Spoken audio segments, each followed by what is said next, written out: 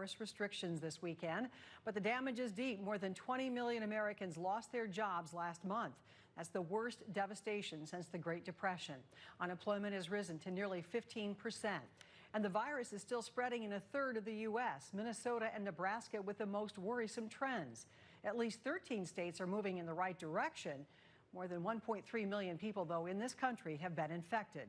Deaths now top 78,000. Danya Bacchus begins our coverage.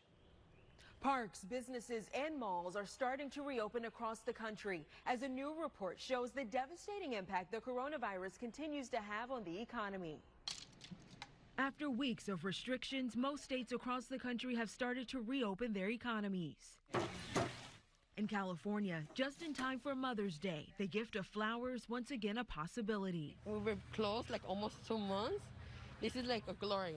In Tennessee, where the Great Smoky Mountains National Park reopened with limited capacity, people couldn't wait to get outdoors. Oklahoma's governor toured a department store that's once again welcoming shoppers. Looking at the social distancing, all their folks are masked up and they're spreading out their cashiers. And in Texas, hair and nail salons are back in business within state guidelines. Senator Ted Cruz got a haircut at this Dallas salon. Thank you for your courage. Its owner, Shelley Luther, was arrested for reopening too soon.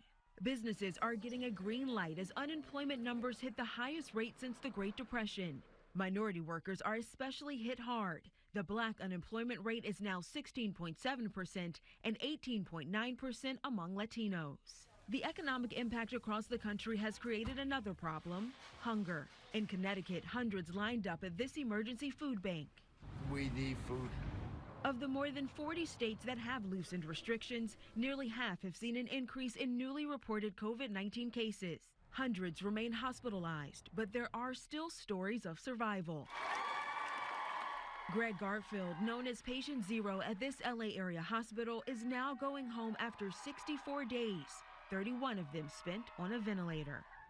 Here in California, the governor is reopening the state in phases. This week, citing public health concerns, he signed an executive order that would send mail-in ballots for the November election to all voters, a move recently criticized by President Trump.